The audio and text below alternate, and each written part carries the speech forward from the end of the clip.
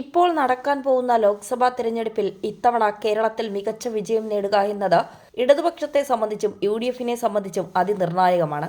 ഒരു സീറ്റിലെങ്കിലും വിജയിച്ചില്ല എങ്കിൽ അത് BJPക്കും കനത്ത പ്രഹരമായി മാറും. കേരളം ഇന്നേവരെ കണ്ടതിൽ വെച്ച ഏറ്റവും കടുത്ത മത്സരത്തിലേക്കാണ് ലോക്സഭാ തിരഞ്ഞെടുപ്പ് പോകുന്നത്.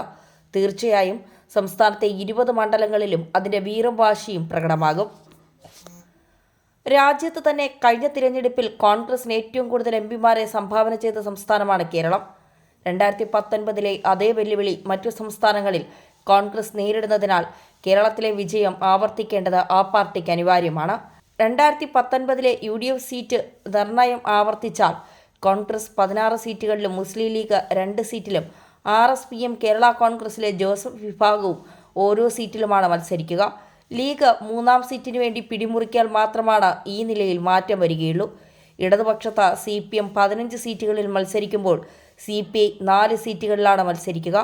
കോട്ടയം സീറ്റിൽ കേരള കോൺഗ്രസ് മത്സരിക്കും. BJP നേതൃത്വം നൽകുന്ന NDA മുന്നണി 20 സീറ്റുകളിലും മത്സരിക്കുന്നുണ്ട് എങ്കിലും അവർ പ്രധാനമായി ലക്ഷ്യമിടുന്നത് തൃശൂർ, തിരുവനന്തപുരം മണ്ഡലങ്ങൾ മാത്രമാണ്. അതേസമയം BJPയുടെ സാന്നിധ്യം ഭൂരിപക്ഷ മണ്ഡലങ്ങളിലും ശക്തമായ ത്രികോണ മത്സരത്തിനാണ് വഴിയൊരുക്കുക.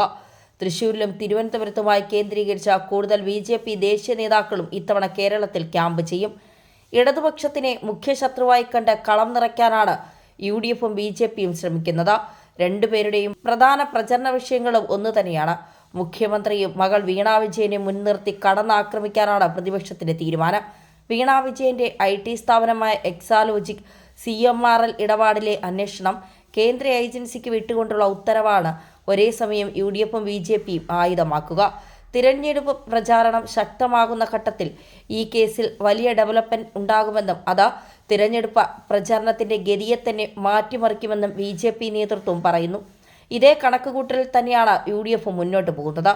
കോർപ്പറേറ്റ് മന്ത്രാലയത്തിന് കീഴിലുള്ള ഏറ്റവും ഉയർന്ന അന്വേഷണത്തിനാണ് PC ജോർജിന്റെ മകന്റെ പരാതിയിൽ മോദി സർക്കാർ അന്വേഷണത്തിന് നിർദ്ദേശം നൽകിയിരിക്കുന്നത്. എക്സാലോജിക്കും CMRLും മാത്രമല്ല KSIDCയും അന്വേഷണ പരിധിയിൽ വരുന്നുണ്ട്. 8 മാസത്തിനകം അന്വേഷണം പൂർത്തിയാക്കണമെന്നും അതിനുശേഷം അന്വേഷണ റിപ്പോർട്ട് കേന്ദ്ര സർക്കാരിന് സമർപ്പിക്കണമെന്നുമാണ് നിർദ്ദേശം. അതായത് അന്വേഷണം യുദ്ധകാലാടിസ്ഥാനത്തിൽ തുടങ്ങുമെന്നത് വ്യക്തം. സമയപരിധി 8 മാസമാണെങ്കിലും അന്വേഷണ സംഘത്തിന്റെ തന്ത്രപരമായ നീക്കം നടക്കുക ലോക്സഭാ തിരഞ്ഞെടുപ്പ് പ്രചരണത്തിന്റെ നിർണായക ഘട്ടത്തിലായിരിക്കും. ആ സമയത്ത് പുറത്തുവിടുന്ന വിവരങ്ങൾ വോട്ടർമാരെ സ്വാധീനിക്കുമെന്നാണ് BJP നേതാക്കൾ കരുതുന്നത്. അന്വേഷണത്തിന്റെ വിത്ത് വിതച്ചത് മോദി സർക്കാരാണെങ്കിൽ ഫലം കൊയ്യാൻ പോകുന്നത് തങ്ങളാണെന്നാണ് കോൺഗ്രസ് നേതാക്കൾ പറയുന്നത്. ഇടതുപക്ഷത്തെ അഴിമതിയുടെ കൂടാരമായി ചിത്രീകരിച്ചുകൊണ്ട് വിളവെടുപ്പ് നടത്താനുള്ള തന്ത്രമാണ് BJPയും കോൺഗ്രസും പയറ്റുന്നത്. 2019 സീറ്റ് നിലയിൽ നിന്നും ഏതാനും സീറ്റുകൾ കുറഞ്ഞാൽ പോലും ബഹുഭൂരിപക്ഷത്തിലും വിജയിക്കുക എന്നതാണ് കോൺഗ്രസ് നേതൃത്വം ലക്ഷ്യമിടുന്നത്.